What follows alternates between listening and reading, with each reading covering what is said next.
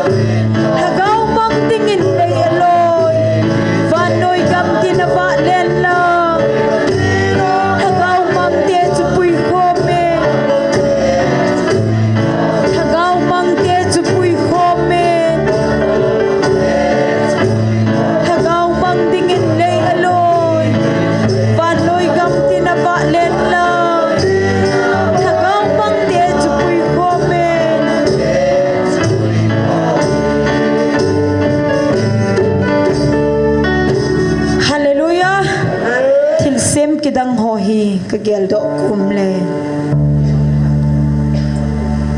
Ki kial ngai sao bớt này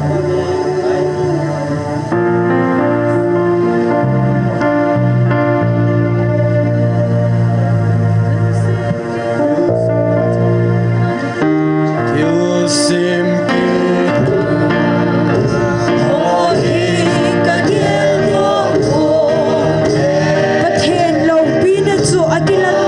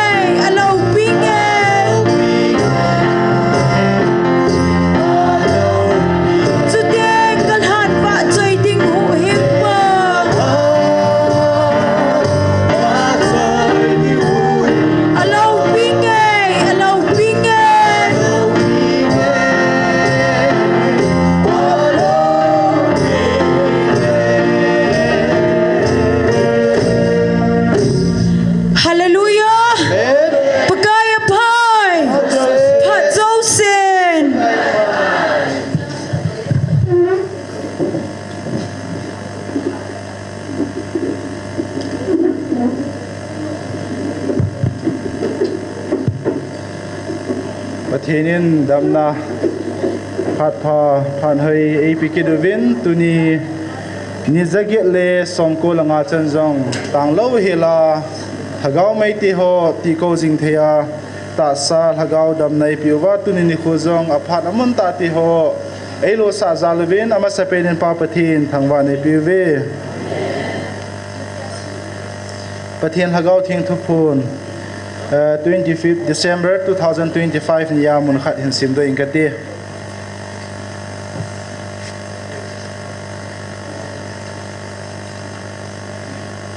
ven nang ho chunga thanai ding le galung putwa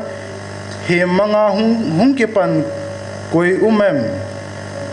ven hungki gong jang le nungzam diwe hi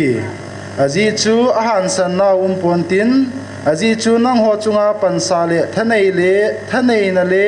thaha na piu hi keima ka hin hiti chu michaelin nang ho chunga na to ding chu keiman ka sei sa hi atha thing simnaw pathin bon chawa din phathebu hen pathinin ana sei sa kam sung so sa hi in tuni azawa chun Facebook kaluna hele tangkholte chu nungzamu veti ka muin na chia chu pathin na kitip no ho asei so hoi kha cha thonom pui ni chun pa pathin thangwa nei piwe toy tauna in manding hi na ma sapena pathin ko ma ke pa thu sei na nei uti gale tolum zangle pathin in dam nei piwa thu pi ti hoi ni theiwa hagau mai ti hoti ko jing thai koi zalvin pathin ko ma ke pa thu sei na ama sapena nei utin chukileni na hin nam se pai ho le vi ho pulangam kaya litan mongko lang ho sari khong lang ho ho zo se pathin na piwa din piwa michael van til to ding khom ke hi ti hi ama hon jang agel do wa athiamang lo na ding uvin pathin ko ma nam se pai ho vi ho dingin tauna ana ko muitin chukile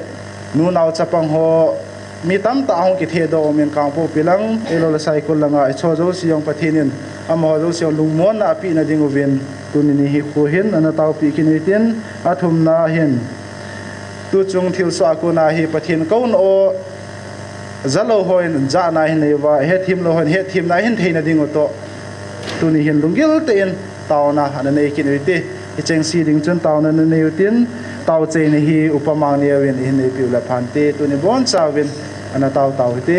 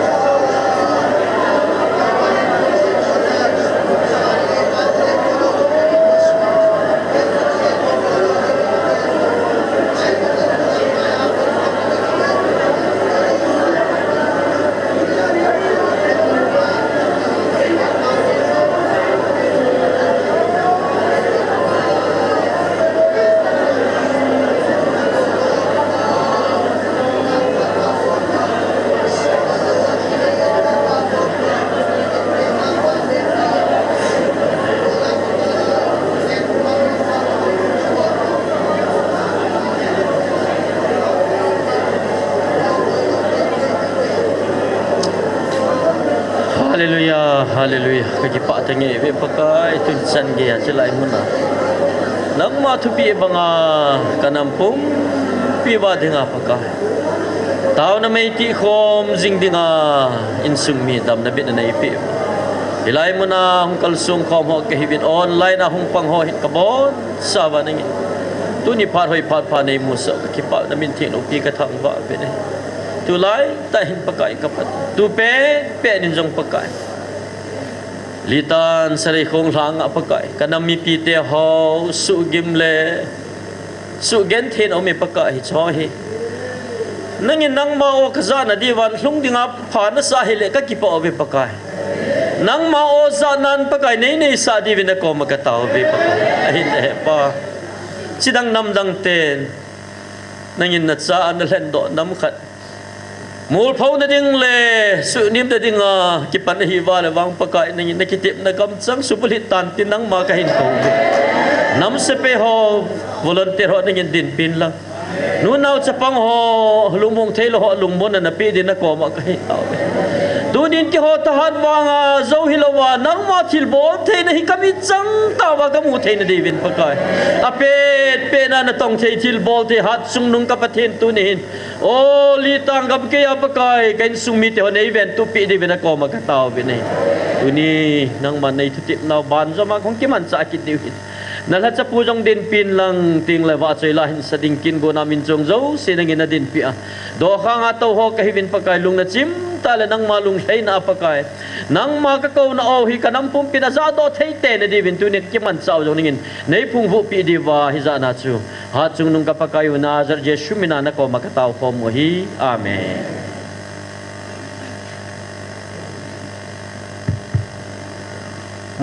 Tun phat abana chaloi tin anjawatun program chu ka hin sim halo le kilometer na na ke thi mai tin tu nya taw nai lam ke pi ding hui pastor thang nia hung hi di hin tin e pi le tun pathin wa choila sading in ama sapena nu chin lam aman pathin wa choila hin sa pi vin tin aman hin sa zo zo le nu wa wa aman pathin wa choila hin san tin a hin sa zo zo le Bible simding ang omin Bible simding ahi nu ning boy le nu vei chin amani zong aban banam ki tha dingin amo cheng chu phat mun lo ni mo phat khin pi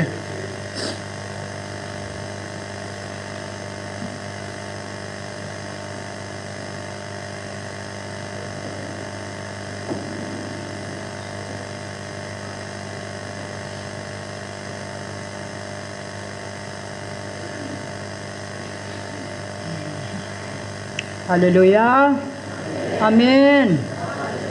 Kalatul umhan nang boy na umjong le pathin ba chai khom thia yum na lai ji un pathin thang ba utin paki pa in pathin ba chai na dingin tu jing ka hin phat theina jing ne no su ki ni pakai mel hoina langi ti chu ja sawang na sakit noi tin chi ma sang chun Bible chang sam zakhat le thum chang khat na o kal hagaw pakai choi an kalung lai gila cheng yo sin amin choi an o kal hagaw pakai choi anin phat chum na pi ho sumil lo jen pathin athu thiang phat the bo pi han nang ti chot han chun pathin ba choi la phat the na jing ne no chen san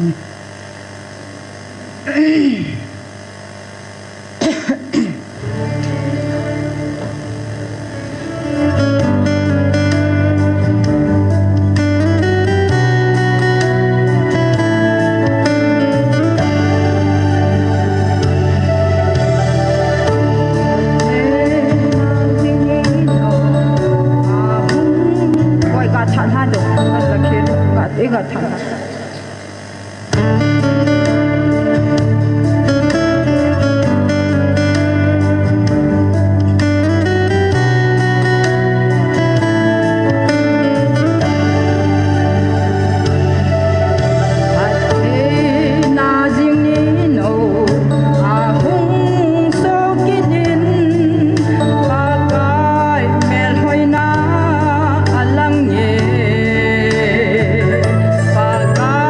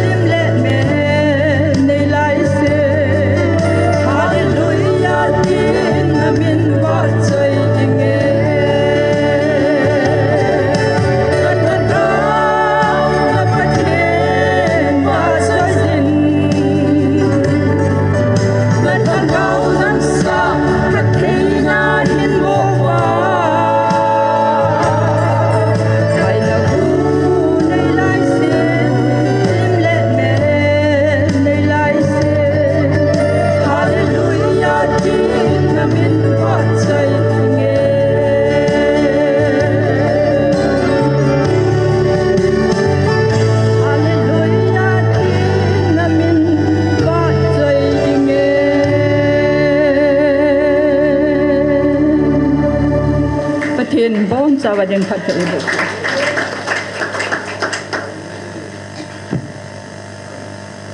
hello damna mantam ta ipiu pathian ka thangwa in pathian wa choila lallenna zion hospital nom ti chu han sa ding hello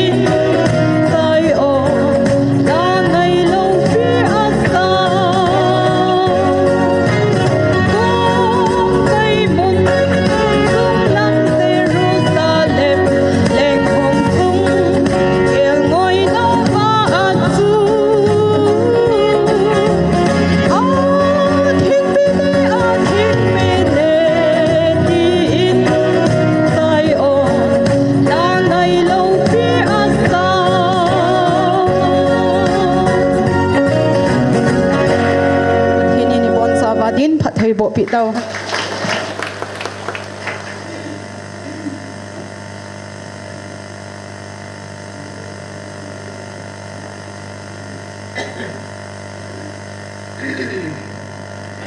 Pathin lo pi phun do na dingin ken jong pathin thu thieng te ho sang kha chang ni ka hin sim do nomin ai sa ya bang som nga la sagi sang som lali som langa som lagu chang thum sung sin sim ni athu pi chen pathin mi happy na le mi dam sa na som lali chuting le hitia ke sei ding a hi leipar sap sang ovin leipar sap sang ovin lam lending chu sem ta ovin kamite lam tha ke pal na thei zo se tol mong ovin kitin te zinam itile hitia itin ase ji mi chung nong chai sanga ampa amin jang athing kitipan ke ma chung sang mon thinga ka chengin lung khia la thaga wa lung nem mi to ka cheng khome mi lung nem thagaw su help ding le lung khel mi lung thim su help dingin aji chu ke ma I ti a ka lung hi mo jing jing loading phatina ka lung han jing jing loading a hi izi nam itile thagaw chu ke ya hung kon do hin khuzo se haina hosa hi ke ma sem sa hi che pathian in chan che divin phathei bo pi taw hen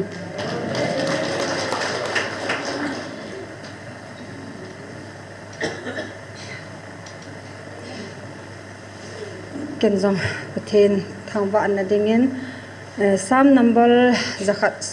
sam number som thum le sagi chang khana pada chang sagi chan siminge chang gu chan zo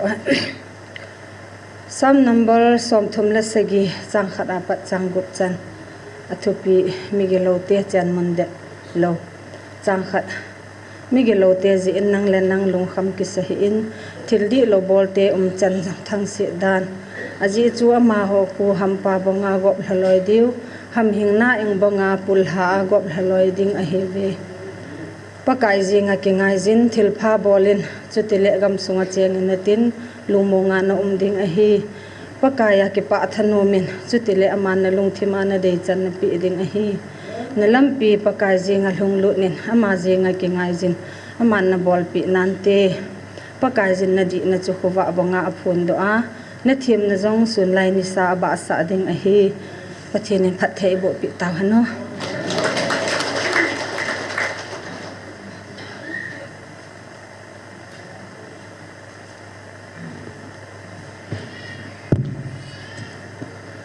ki paumin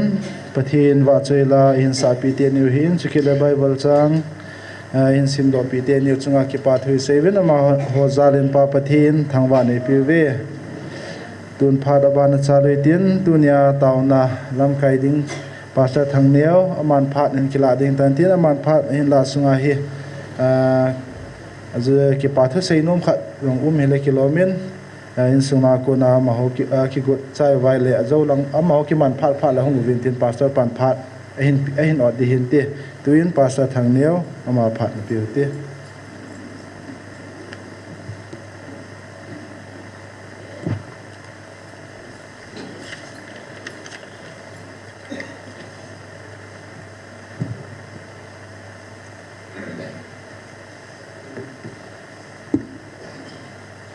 nghe cái bảo mongin van mun aumin lấy se aumin war spiritual war physical war van nuôi hini aumin pakain mun thing van mun sa thing ai dễ chun email ma pao satan diabol dragon su van mun a kunin pakain an nol hatai am hot su van dil gilo ti in tunit san ge mo povin a ki hetai abu ho aive a hin van mun a sun a thing ho van dil thing ho van dil pi pu ho aum zingoven pakain van dil zong van til gilo van til thing tia khan thai le ta sa zong kanam hlan ti in abraham sun chil ha te chu pathin van wi nam zo sila kanam thing tin an hlang do tai ahung che le tu lagao parin pathinin lagawa kan nam thing hi ding ti in acha de vil ta ve hallelujah ya vantil thingo ma vantil gila o mai le Israel te pha laya chun mel chi thaya het khan na a ki bung khan na pa ki khan tal na pa chu chep tan lo hi chep tan ho chu pathin mi hi ben chep tan lo ho chu David in Golai ong chi hi chep tan lo pa tia ho hi tu ni a thulun tha ki bung khan na pa hi pakayin chep tan lo tina khan ta po in ata san lo tina khan tai ahong ki khan dan pa chu ata san lo ahong ki khan nei yang lawang phadum ta in ei ho nam wang ipu ipa teo Christian athisana ei la do naw hi chi tu pha hi kum zawal masanga in suna in tina hi chi ki pa na tu pa nei hlang lewa ata san lo ho hilovin ata san ho ai na pan kha ta zevin pa pathin thangwa ve hallelujah ipui pau mikita khalani in nei ho zalen jong pa pathin thangwa ve hi tu hin tauna bi masapinin nalut peutin masapin pena Deuteronomy bung som la segi chang som la gum na chu imuding ohin pakain keiman lenga katun mi chun amma chun Egypt gama sakol hian lang simkol ve yang abol ta loading Egypt gama kile ta loading anam mi te mo mong chu nang ho hi chilam pya ku nakile ki lo hil ding o hi tia pakain thu an pe ni a leng pa na bol di chu Israel leng pa mo pu nai ta Israel leng khat chun an nam mi chu hi chilam pi mo monga cha nung sol ke ta lo ding nung yang ke nung hei ta lo ding lot in nei pi banga chu aze su mail hei le ku ki hi ai ho nup zada za ke khan hi povin pat hi ai khan thingo hi ta ni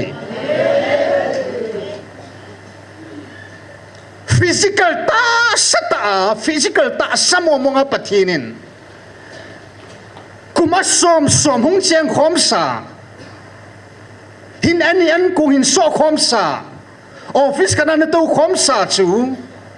bazar ani kai khom sa chu school kana ani kai sa ani kai khom sa te chu pathinin en kum khat so khom te hi vin te a me tarik thum 2023 apana pakai sten ya bo khanei ta ne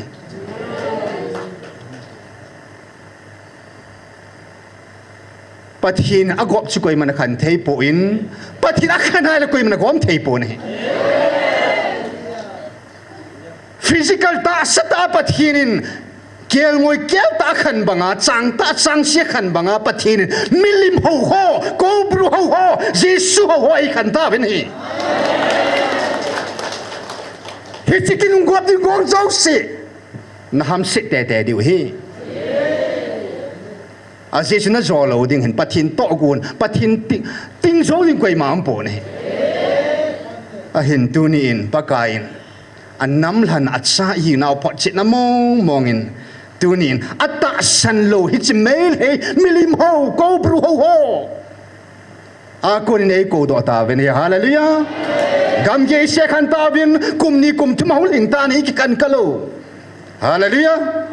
ya pakain ta san lo milim home tia kuna e ko do wa song phung thing phung ho mi him ho ko na pakai e ko do now tu ni ai hon shading dang om poi ka ki pai pakai ti ding o he chi sahim mi ti san swa lun kang sa ding e gong mel mate ho ko na pakain ti sana lung kang lovin pakai dam sen e hu do vin hi sang som sang za thiding te mi aza sim kham be mi thi bu vin he hallelujah pathin ngai lu nai bo vin he pathin ga lei sat bi ziu hi hen tu hin masapen pending in sumil thei pu ve pakain ti san swa lun kang sa ding hi mun rong na ti san lu na ding to nom na nei na di mu nei bo ve ti chu na sumil ta ve ti nei ไอฮอนวางอิสมุลโปเป็นฮาเลลูยาเป็นปากายพัดในสมิลตะโปตินไอที่ยังสมิลดิงกงโปตินตัวเนี่ยปากายินตาสันโลเมลให้ที่อากูนะฟิสิกอลตาสัตตาปากายไอจมขันนาวเฮชิฮิปัทหินินกาเลสัตปิวามันเอดินปิวาเอ็นปุยดอนาวฮิกักิปะเอตินมัสเป็นปินินเกปาทูเซลติน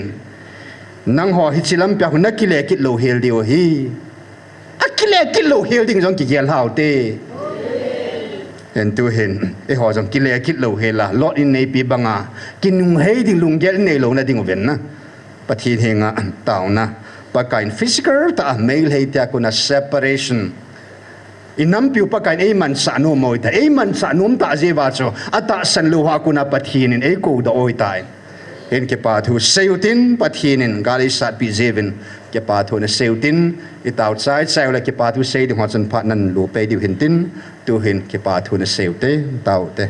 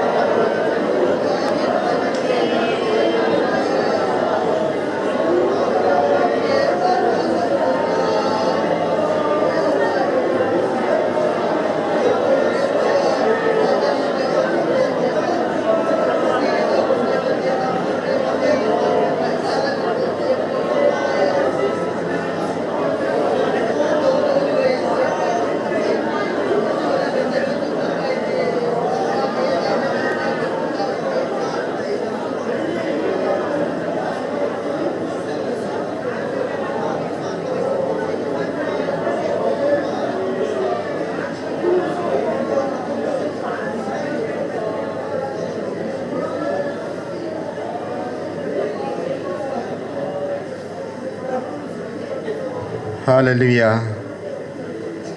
tu khang na nung pena Ismail o Isaac zong na nakhanin tunin pathin gam khatin ana cheng khomo ta jong lang pakai nang ma in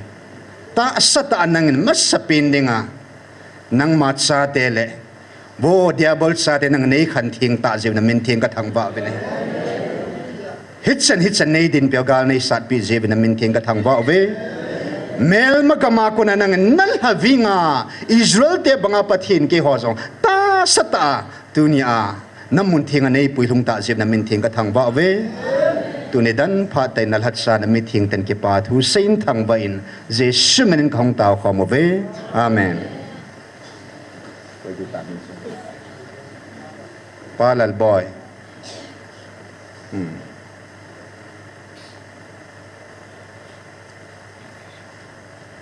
ki pa na thu sei dingin palal boy pha na piu te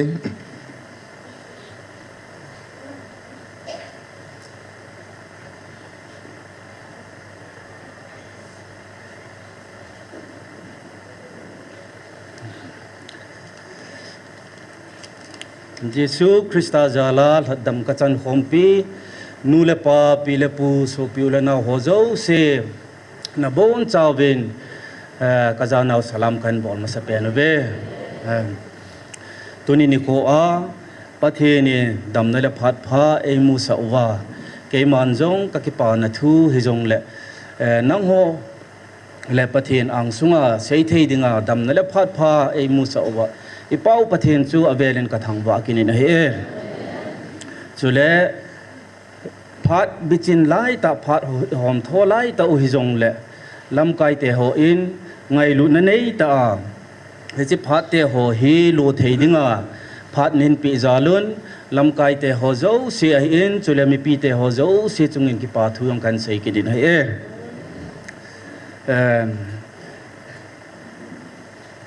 date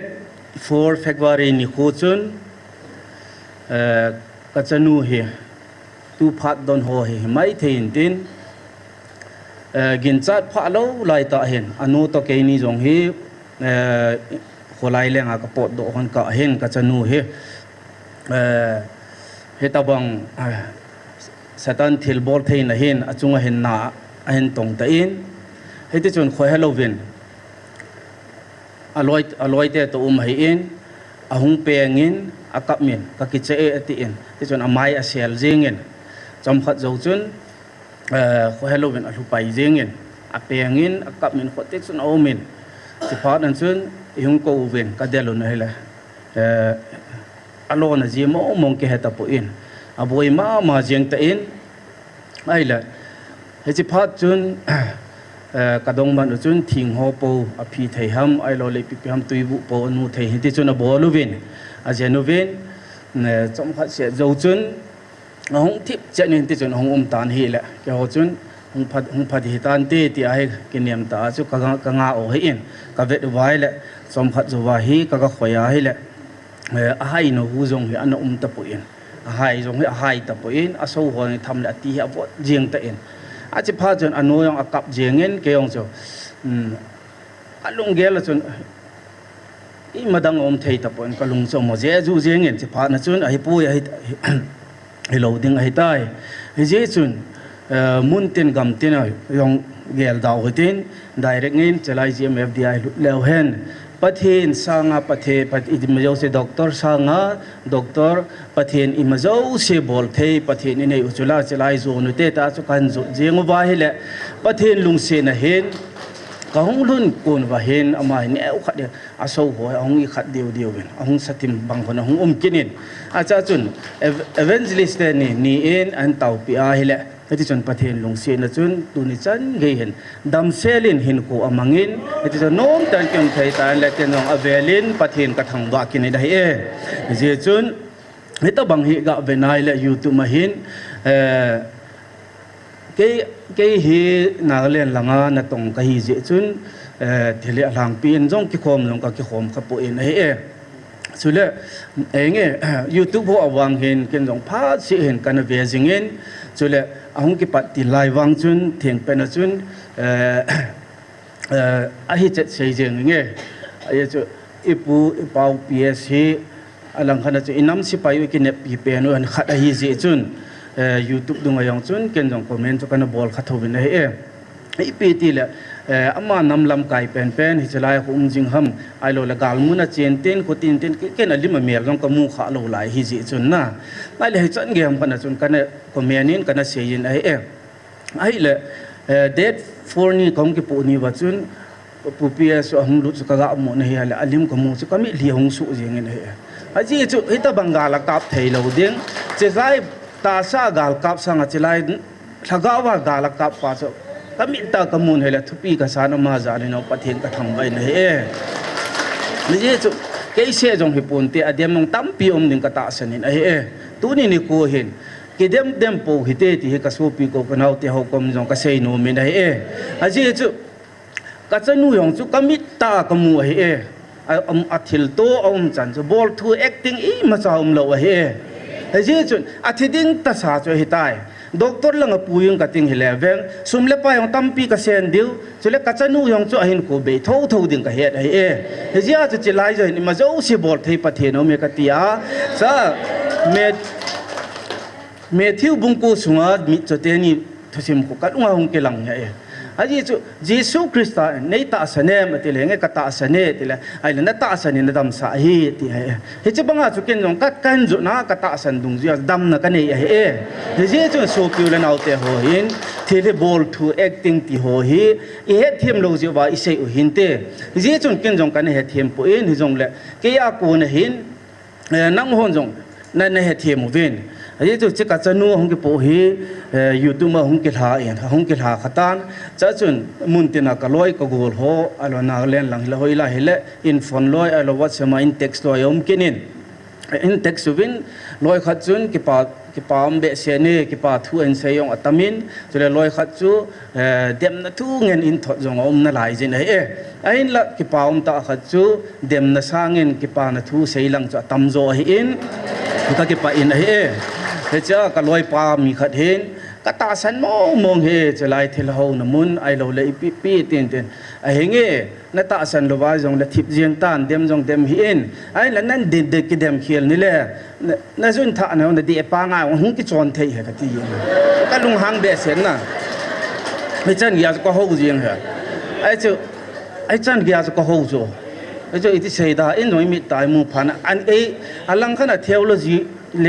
theology an jong ke lo na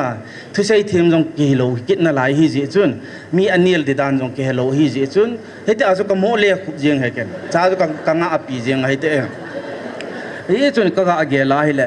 ni danga inam mi pi te ho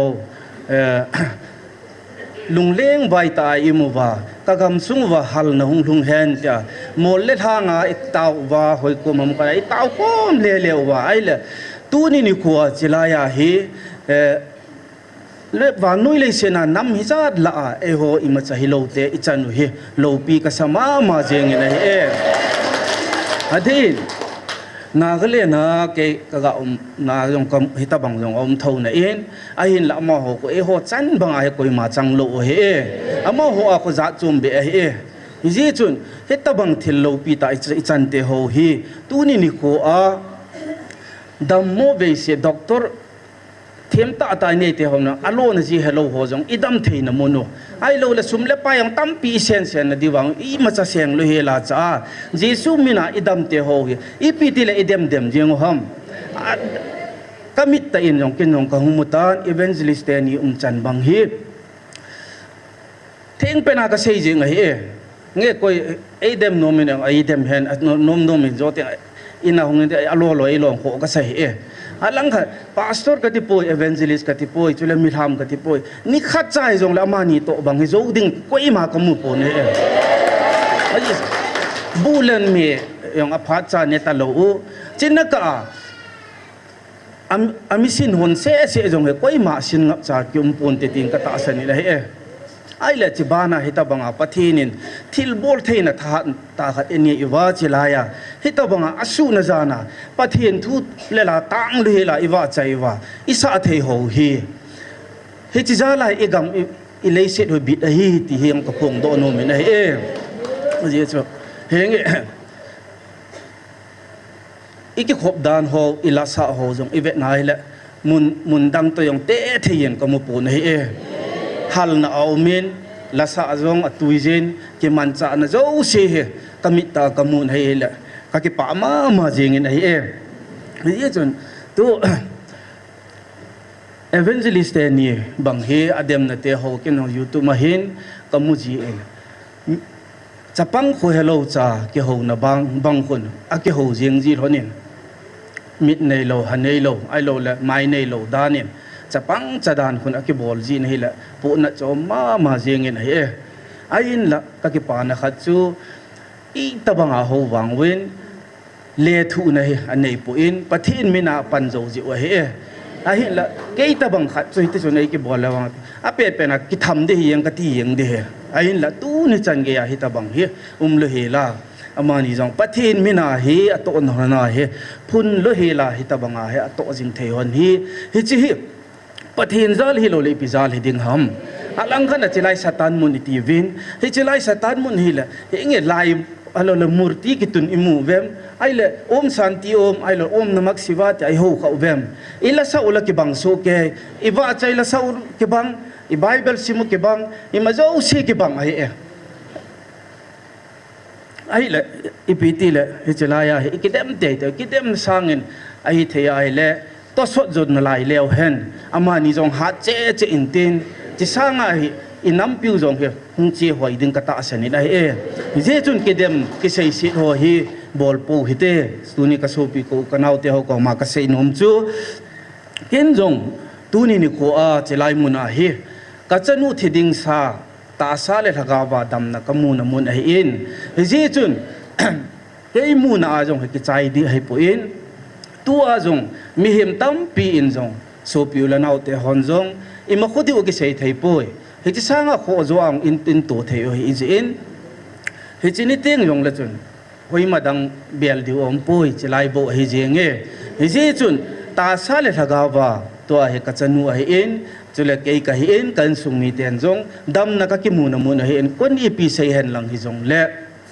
kata asan na pa jo kata asan hi jenge hi je chun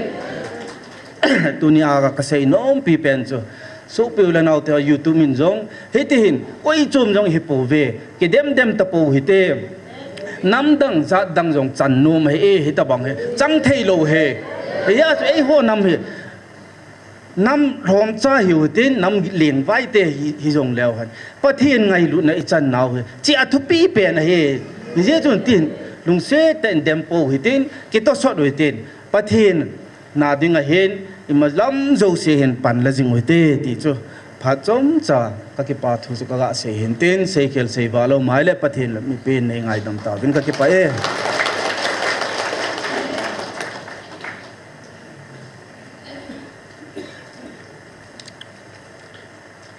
nge dam na thu hen ki pa omen atho pi pen sa mi ta mu ho cha witness heaven athi tabang samkhat hai talo hilai mona pakai nei cho hing pi he hallelujah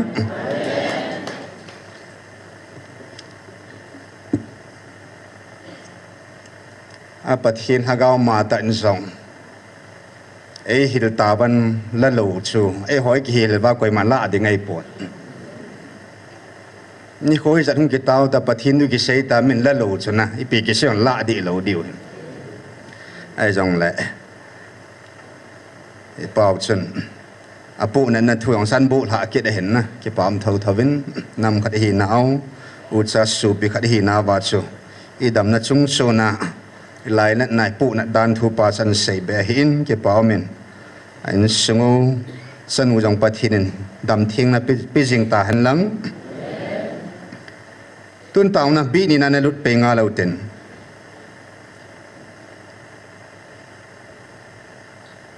Israel tia chu pathinen an pui do wa ki chai je ngai po in tui pi san jong tui khang len san jong su an no gal kai o ngai in Jordan vadung jong su lui do yong su an no gal kai kit o ngai he je cham ho that wang hilo pathin that wanga agal kai te teu ngai hin tunia pakain ta sata abon mail hei sahim bang lung thim pu ho to chun ei khanova sakei banga kam ka koi kaval humdam ti a ne mang di e gut lai ta ba pakain ei cho hing ta vai la hin tu nai thum di thum phat mo moi tai ka ti lagau mang ding tau win khal hani ki ngai lu na ding tau win na ti in pathin na kam na ma ding tau hui win nam ga ma ding a tau mong mong lo da kham chi di lo hi a hin lam ma de chun tau ma sa win di pathin thu pe hin a ji chumun ti na ina tau na gam gam nam bo sai ta bo le pakain gam nam sangal hagau mang lo sangai lu a khat na ko hi cho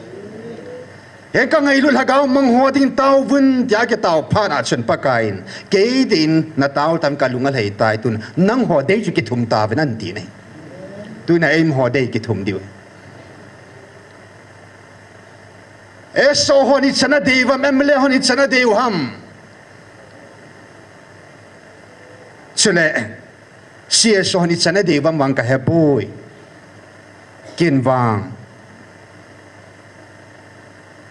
pathin in tui pi san le Jordan lui Israel te agal kai sa bangin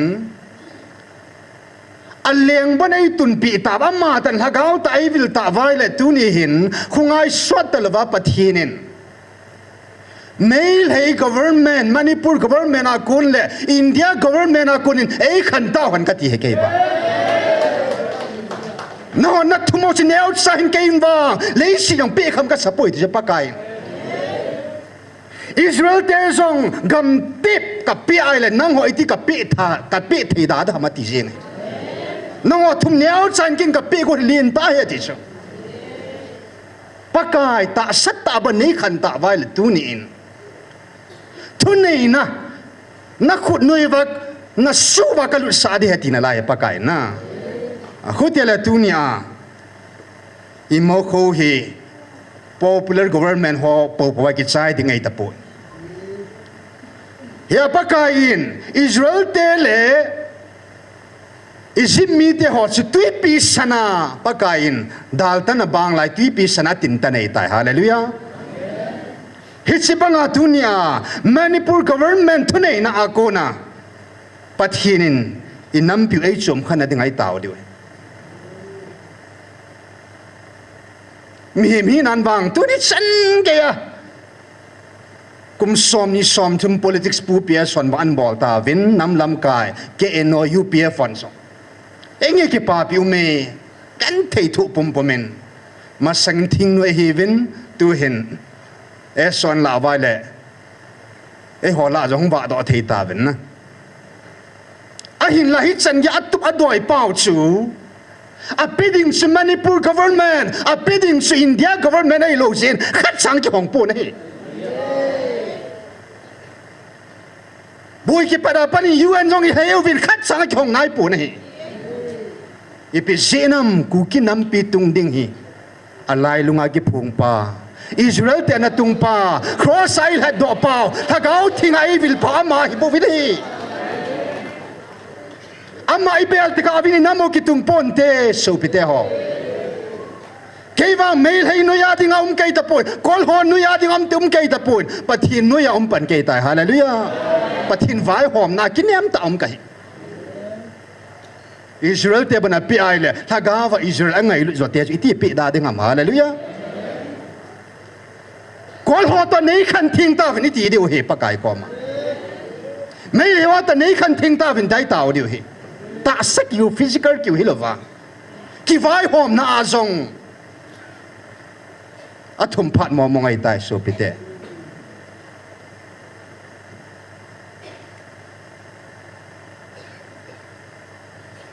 imakhova pakai kitim zinga hin tuing kan ka tawen pakai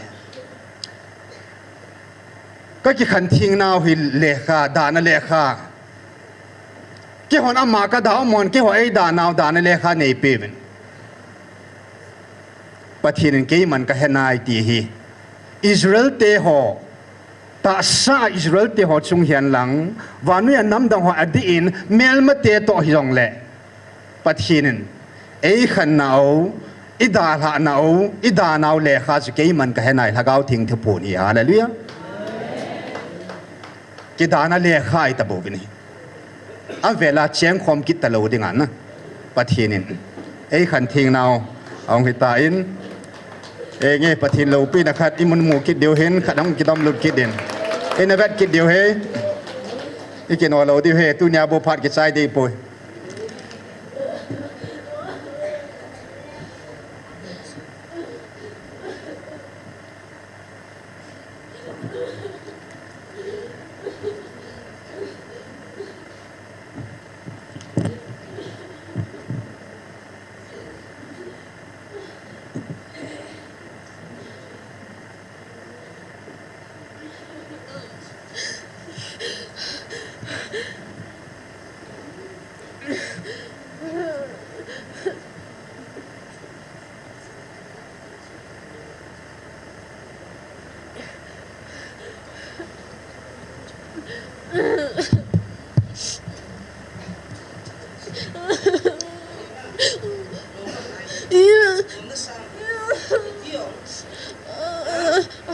thâu dâu lẩu thâu dâu lẩu nè ipi ti đến tí cái hậu thò đều hắm cái anh bol đều tam à thằng ông mấy căn cầu thả đều tam nó thâu dâu am nô mắm ipi cái lò con hay là tiêm gì ta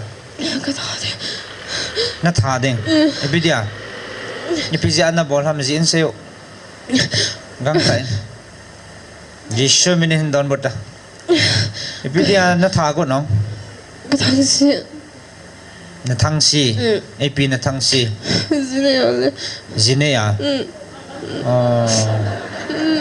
zine ya na thang si na thagot nang ipi kisay tan na hin kisay ta Jisoo mina kan man no sa kathudo hindon bot na kay tila kay tila aday cha cho tila anh nhá khát cao si cái gì đó nó có thể chọn hả cái gì đó nó có thể chọn nên nhìn như nó để chặt kiện hòn gian lấy một tiếng là không cái gì hòn cái gì nó hết thầy tay một thầy gì đâu hay là hôm na đi nó lo gì ở đây nó lo bị hòn ở cái này sao sẽ hay học số biến bị gì nó thả còn nó nè Tiki, dia na thagot na hama. Haptakat sawan. Haptakat jawa. Haptakat kivat na. Su gim mo ta cha hai thelo thidi dia na koiwa. Chutunya chalai Jisoo mina na kiman han ta sa. Asuma ka thelo zia. Akam busy. Na hai no na sit busy.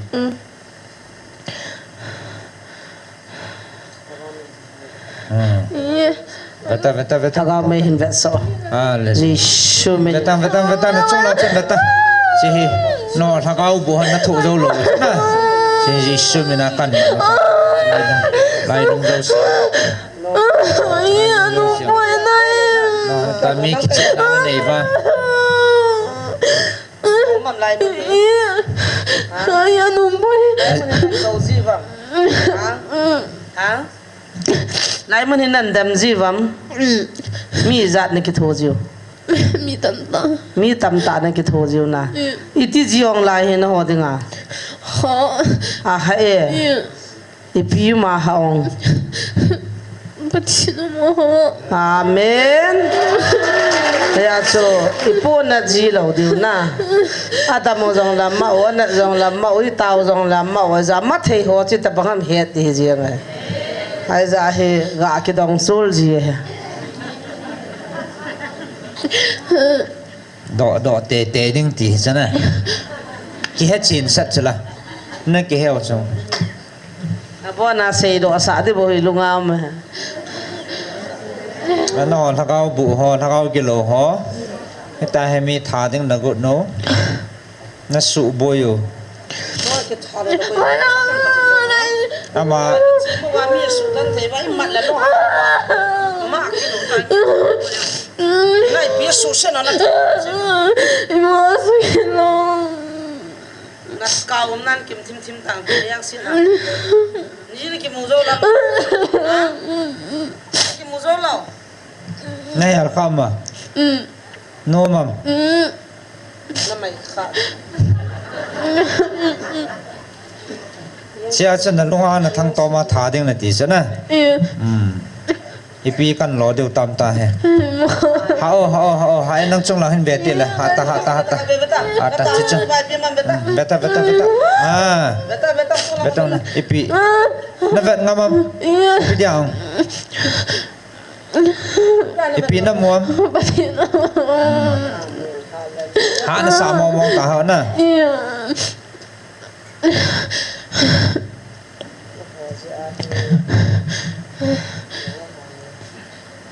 lo được tạm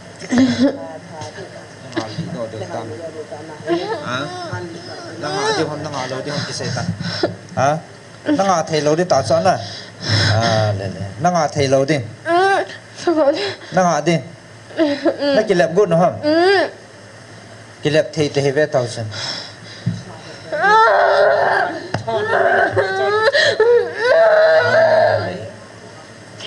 nó cái lẹp thầy lâu điếu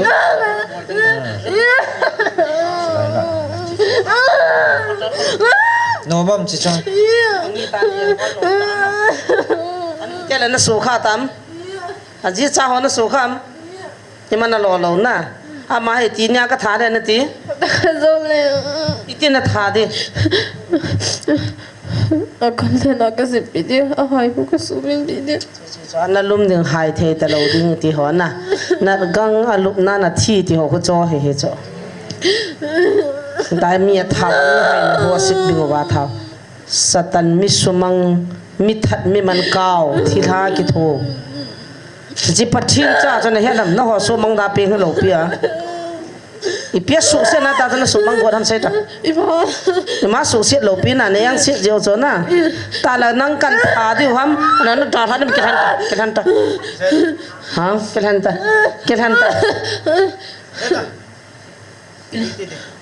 ta ai ni khoan nan to kha ke dam ka tha hon din ke than lo đang ngã thầy lâu đi con được nên to kha cái điều ham hiện một cái lâu sân nên bol cái đi về bol lâu đi ở trong ông bận ở lung hong bận ở cái số bây giờ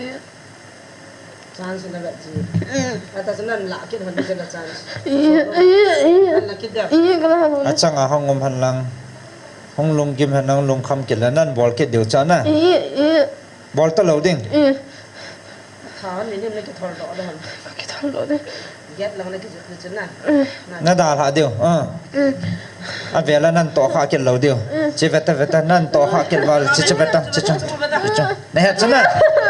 na chỉ có hỏi lị điều ta chứ nó kia nào ông cái thằng đó thì thôi đấy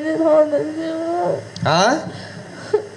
ipi ông cái thằng đó thì thôi đấy thật đấy ít tiền là chân đi ông anh say cái gì ipi nó chỉ nôm đó hỏi lị đi ta là say cái ta ipi nó tiền show me nên hả gì nó đi đâu đấy nhá thật xíu nó nộp đó là Jesus mình hallelujah ha cao Jesus một chi ra lung gil tan hal cheu te Jesus mình hallelujah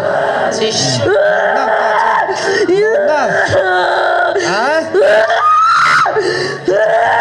cái chi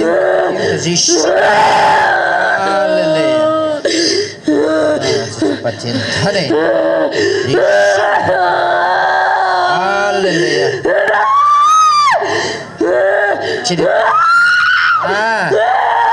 sao không hả chỉ thế này cũng cho nè à chặt xí xui mình cần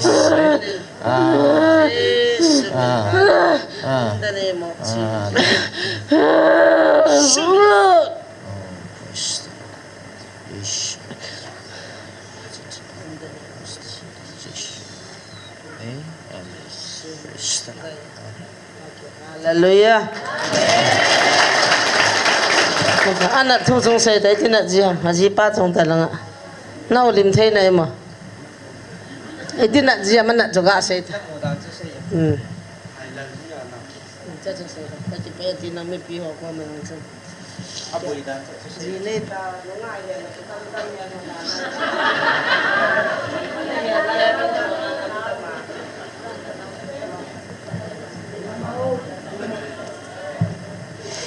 ai bia thô là gì hả? Ai tiêu gì hả? hai là gì à na? À, ví dụ có hay là làm gì? có hay là làm gì? Ai tan, ô là hai là mấy ham là lung kim gì mà ha thô là ham? Ha thô đi tại cái gì nè? Thì giờ hai là mấy khát nó mà, ai là vẹt xịt ta tí dạng nông tạ khát nông chỉ là này tiêu ra gì lông kim gì à hay chỉ ba chỉ hay cho cái hạt nông chỉ na hay chân cái mà số sẽ ta nên nó sụp bôi hầm tí cho cái gì ta tin này thêm biang utia ke pa pia me amen a hel lai cho kam tam na ta cho pathin thu sei ha cho na na ke hel do cho ba nga chan ha cho hai mo de wa ba ro zo la phone an bol cha cho phone na taw no kam no hin jing ka nan pu de ka tiu mi a hong ye ti na gi cha ya ta i mu thei lo gan thei ta ma he ve pathin na ta san na banga dam na pi hin pathin ni thang ba tin nei thiam na tin này cái pa na zana thiam thiam ha da hin vedang ta la chu mu nei mo boy tho do nó lụm nó chen view hey hả không kể đâu cái thâu lẽ tuy là đơn đó điên ngoài tuy là đơn luôn à vàng phát tâm mê hey ha nu pa hana ang do azong han hay chu tiang ayang set wa bol kit na ham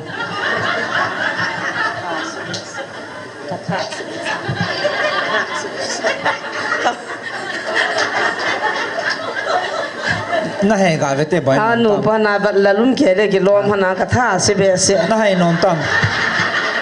boi ta lo na hay lai na sa jiang na o to chu dam tam nom tam iti hita mo na ki chen na han so tam thai za tam ha tha thing nai lo na ki chang tha li he vin satan eng sia su boy tha de nga go hen lai na nom ta hen na to ni pathin na su dam ta in dam na ngal zo nei piu pa pathin thang vai nom ta han thang va nei pi vin chi thei ta cha bai hallelujah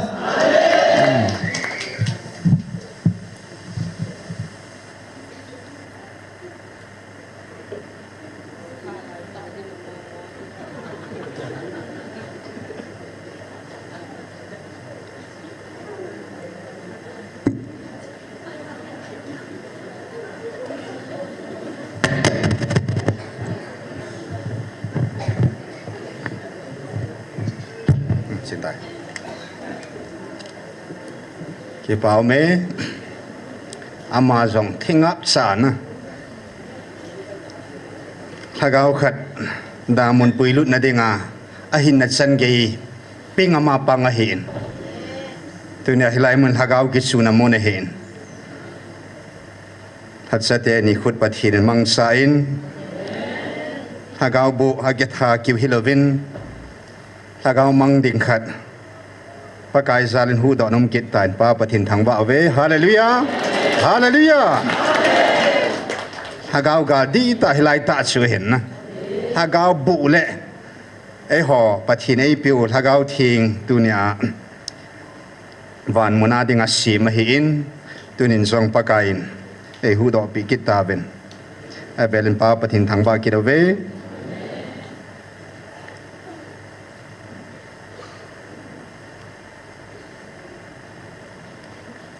ตาวนะทุมอาดิงาหิมกิกงสุกะหินไอ้องแหละนี่บวินนัชเชตาวติน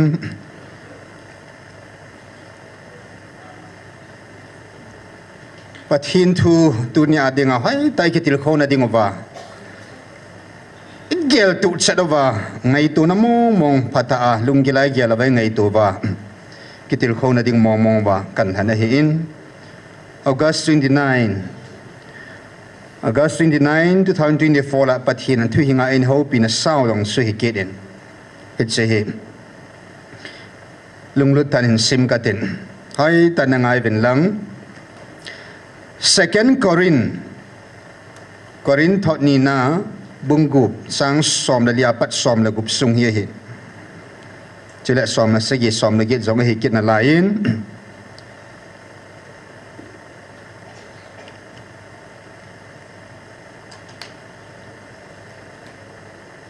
แต่ก็นัทูไม่แหละ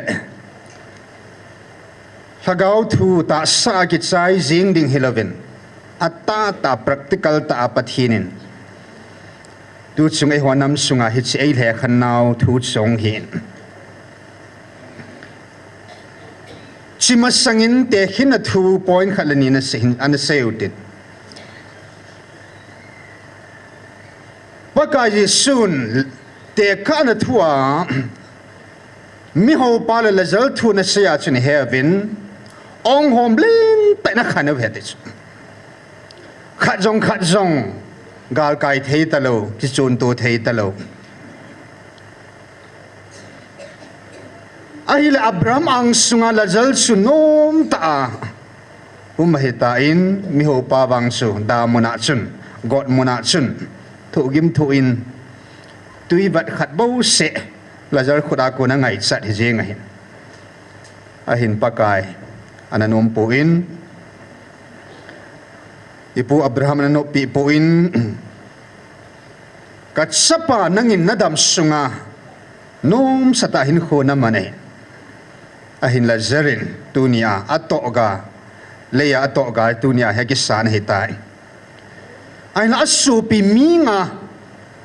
งากันเองอโมเบชูเกี่ยนำมุนาของเราหน้าดิ่งงเกี่ยจันตบังคับจันเราหน้าดิ่งวินป้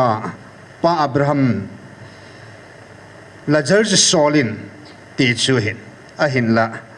มอสิมนาเวมอสิมนายมอสินตระเปวินเทียมกับคนเทียมกับเอาทั่วเปวิจิจุสิโมเลเห็นนาเวนตาสันนาเวนเตด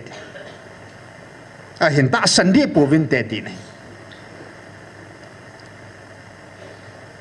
อาทิวลาขัดกิโซลเสียงจงเละตาสันปูนเตเฮจีกิขันนับปาจูตุนียปอยดังตั้มตั้มจงเละเฮลัยตาจกันละดาวนุ่มปาจูกิขันนั separation องหอมลิ้นแต่นักขันนัทูปาจูอิเซโนโมหินไอ้ละเฮลัยจุนโพลินหูบุ้งมีหอกอมากอรินาหูบุ้งมีทิ้งหูบุ้งติจูกูชุมหัวตีนายแห่งดอกหัวอิเล็กอากิแห่งดอกหัว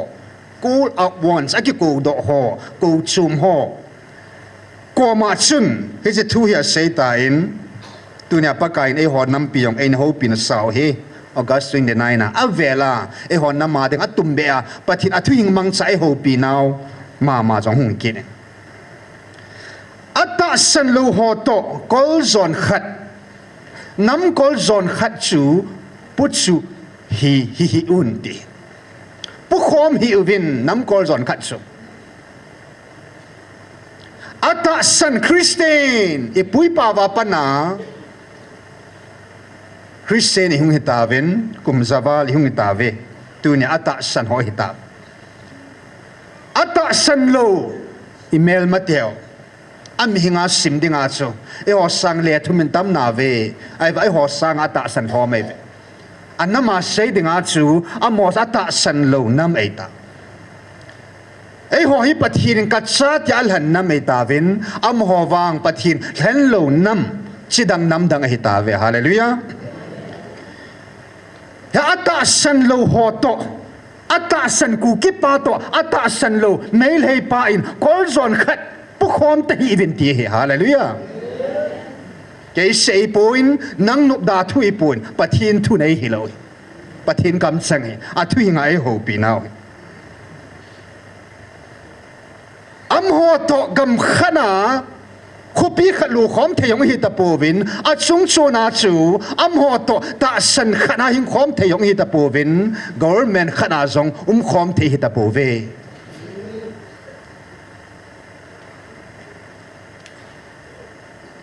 ipijenam tiai le two opposite kichine thei talo kilang khan jing kidin te jing thilni chon phat chon se a ki kop na ki kop thei lo hele ya tu chung pathin lagau thu ponin ke ma chon se tom khom thei lo hel ka het chon se mo to kom khom thei poi dis e nge pathin mi chon si ho ngai lu nai a hin mi chon si sungam chon se chu pathin a hot ki nei chon pat le chon se chu ki kop thei lo hel hi ma ni chu ki vop thei lo hel ding ipejenam e ho pathin hing cha de ho hevin am ho van noi sim thu milim van til gilo ho til leng ho po ho hi ve he cho cho ki kop thei lo ding abana muthim le khova aki khatna aki ba na mo om poi e ho khuwa cha te hi vin am ho muthim cha te hi ve hi te chu ki khat thei ta lo ding hi khat hi thei ta lo hel ding ai pa kai jna khan sai ta aji sam ho in mod ho thinga ho ai lo gan sa ho choya ko bru ham thang ti hom khat kalawa ki thoi nam hi vin e ho wang krista ti sana do nam hi ta ve hallelujah hi cho chu ki ho to thei ta lo ding ikitu naw mo ta lo ipisinam tilam ho ta san lo hin e ho ta san hi vin ta san sa te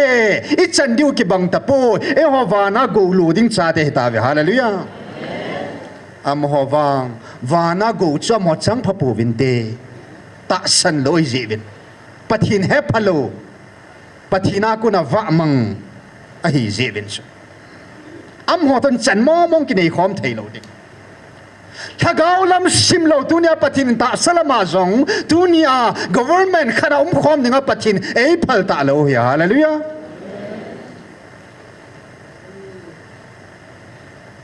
azona pathin in thing tunia pathin in thing pathin ho bung pathin sen in su nang le ke hita ve hallelujah am ho wang milim ho ho hi vin thagau bu to cheng khom hi ve thagau thing chen na te to thagau bu ho te ho thagau bun chen na pan sana nei te ho to chun khom thei lo ding ki ho to thei lo ding hi milim ho to pathin hing ho chu pathin ho in ho le milim ho chi ti mo agreement kilo na nei thei diam an nei thei lo hil ding he atunia pakain a hi thei lo ding mong pathinen alal do na pana amut sina sim tila kona aman kel ngoi kel ta chum khan banga chu dunia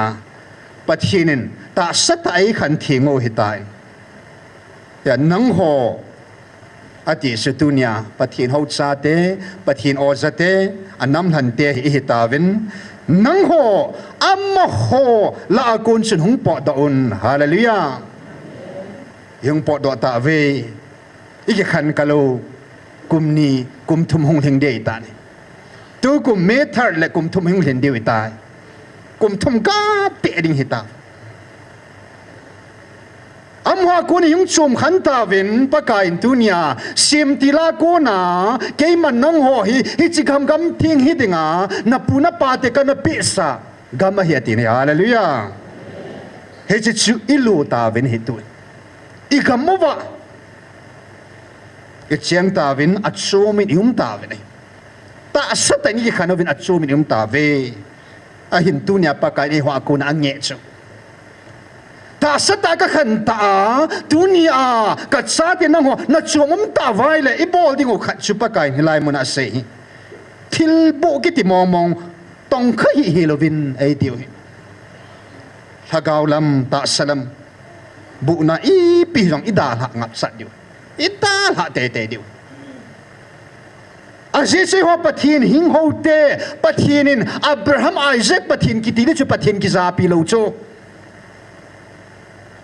dunia pathinin inam sungova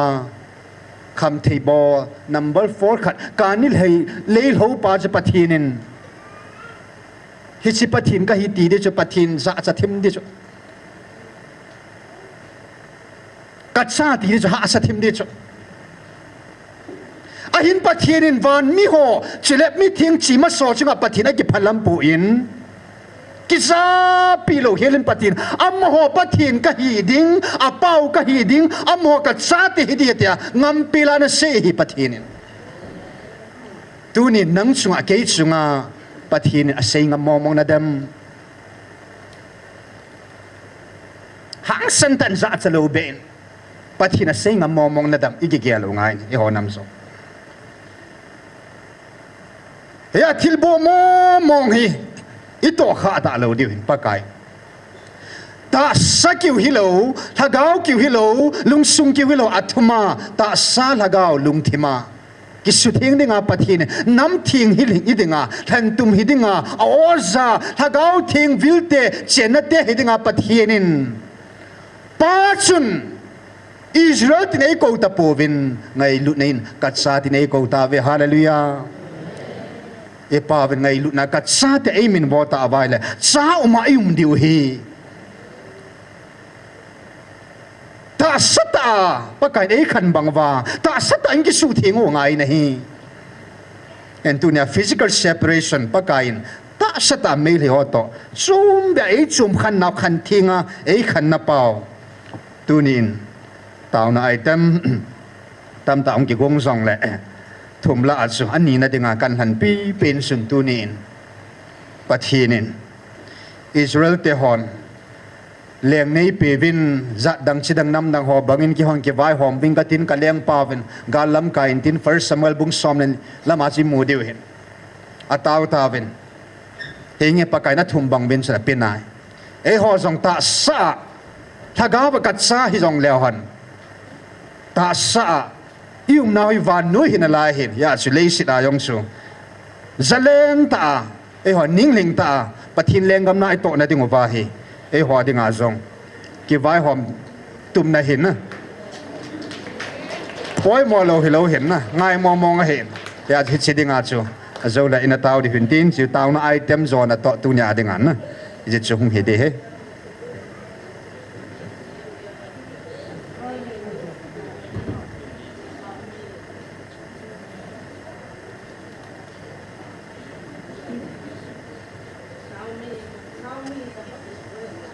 tiếng lâu đạt cho nào đồ cho hay là cho mình đạt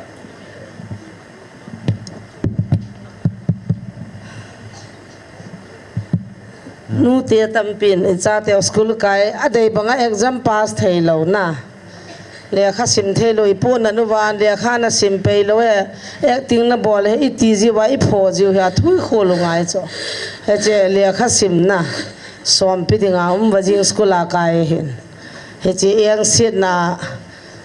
exam bol thei loading pass loading a ki shubu hi ja chu ai lo lagin na lakit po te school kai na chu kan sei na school ti na bolai po na wajing na bolai per school kai na mun chu kan sei hela chu lekha sima exam bol ding am a pass lo na ding lekha a lor hin lo na ding anu la pa chunga lo han da hin khusit na ding a bol ja chu kapu na na la kan dop do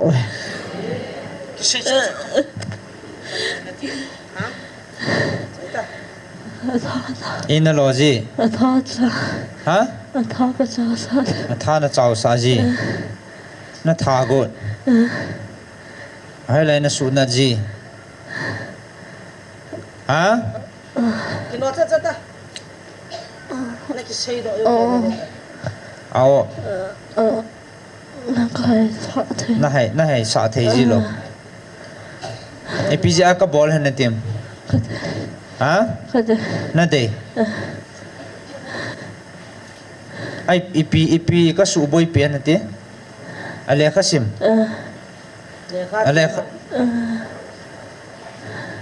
ale khasim chu amachal na dinga na ki thu pi hai ha i na lo ham se ta kasim sa num lo ha ale kasim sa num lo kasim sa nom lo anu te la se le kasim pe lo wa kwa yo he so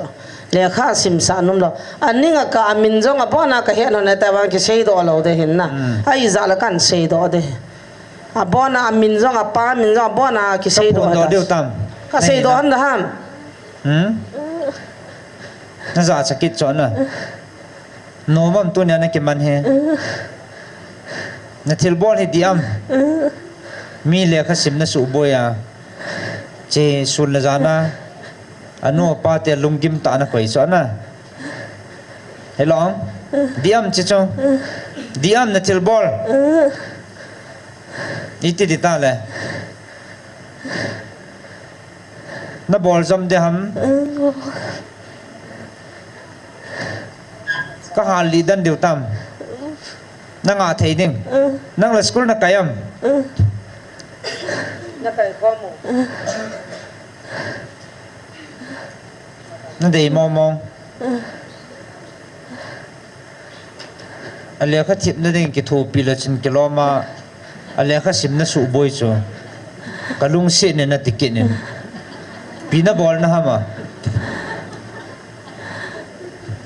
a phamong mong cha bol thei lo ya mo na ki lo na to nai cho la pathinin ka siap chil di nei ve tiu ei siap chil naw mun hi cho lai hilai ta san khat to lam ka ya ki than jong le am dan chu a heng pin pin ai lai ta san ho ka de ti hong chu ki liu sa cha ki om sa ki gam thei mi ngi hiu chu ha khu tele chan ge ya chu koi chu hi ta wam pathinin ni le kara jo ke tiu cha jo ting la ni kho khat ki on jong hin te hi ve to ta jong ka he jo ke hon lo so mam za cha na mam bo itayong ki tham tham mul hong hai hi vet kaw nam si ho ja ki boi kam tai mi chai zan hin kho si hitam le kha sim che loi zan me ta beta ah le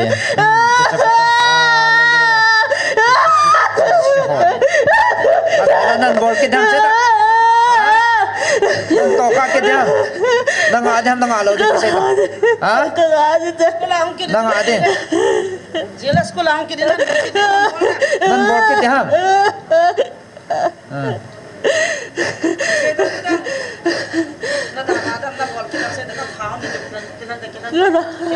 na to ka ke talo ding nan bol ki dia nang a thei ding nan bol ki le e ka lo di hon ki tiam ta ha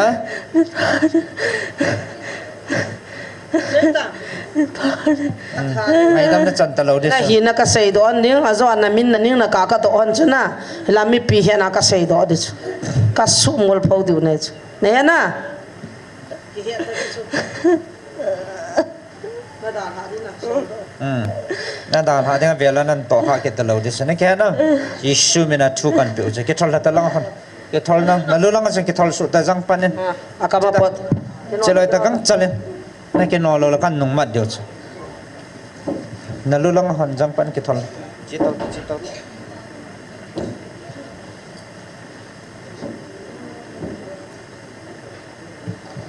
na hoi lai le kha thim ding lai na hon tai na su boi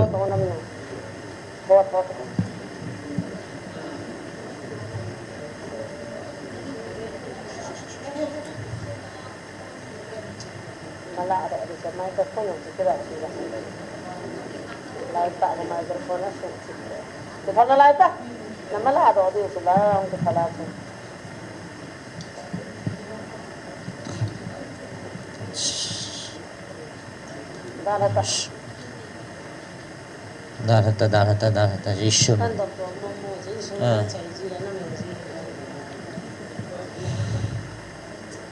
kilep thim mo he che pathian ma sa kilep zo ta lo wa hong ki man ne Amini pihak mau Jessica na Jessica cái thâu tô mới vera na lục na cho cái hele le nang veti hoya nai một không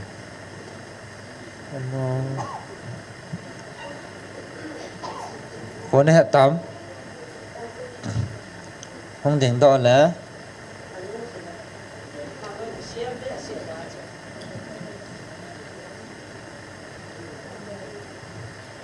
thăm này cho lăng rõ khăn để tiếng hỏi bị com lăng hết nói lại nó thổ là gì hầm vậy tha chào gì tuy hình đón liệm không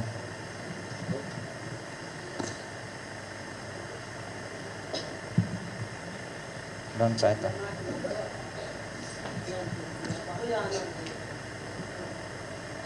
cảm đâu vậy ít gì hầm mà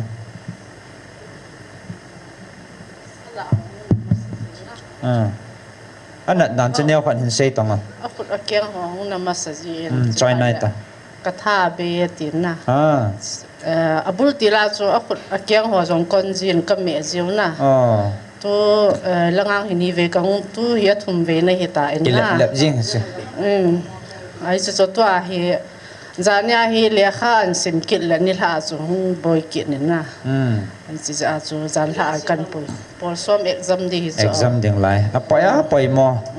Zan ha. Za hi tha khat langa hi ta in boarding am chum the lo vai na kompin in su boy mama in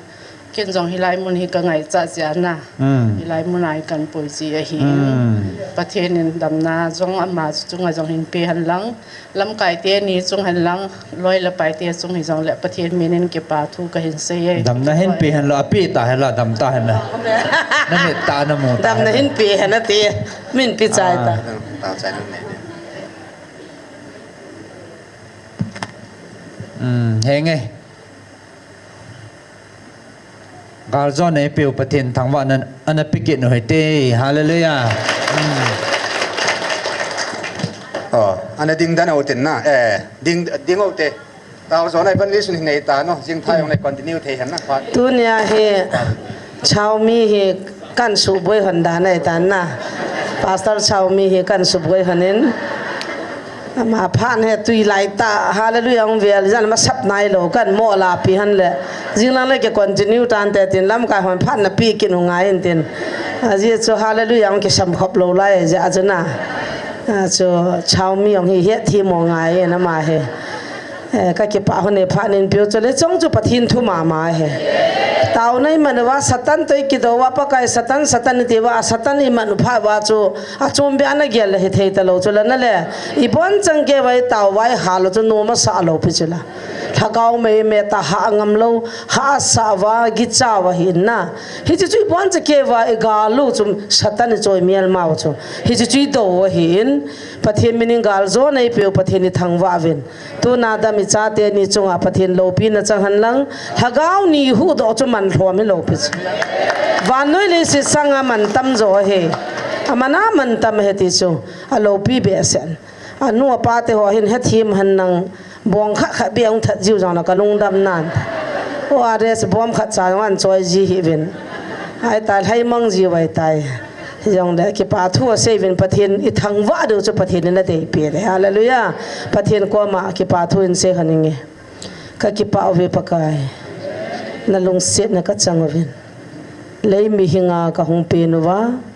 tu na cha ka nahi kha wa hichina chung so na jong chu o na nam de han ku ki cha te ka hi jiben hallelujah nang ka thang ba ka ki pa ve pakai hagau thu atunya mitam bin satan hawa anunga zuya alung lai ne dia hawalaya ke ho na cha te satan to ki do dinga gal sa dinga nei ko jiben nang ka thang wa ve kamel ma di tau chu van muna ko nang ki son la van til gilo hin tu na chi do jing the kam jiben nang ka thang wa ve na cha te gal zona nei pe jin nang ka thang wa ve adin tu nin hagau mang ding ni hu do am ta jin hallelujah nang ka thang wa kanam pumpi wa milhia ka tau nau ka chau ka nau ka go o nang man na it pin hagau tunin hilai mo na hu do min ka sep chil din ne ven ti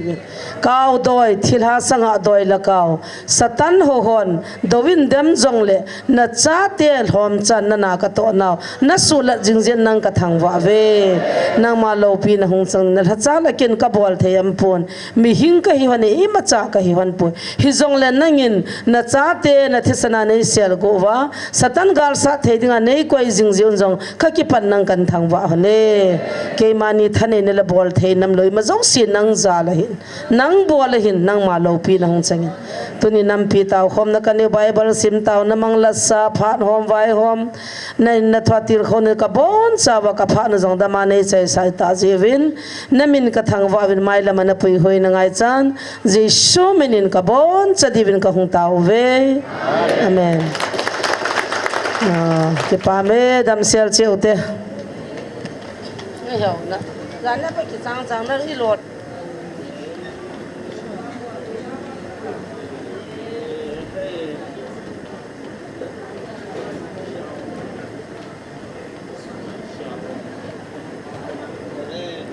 Wait.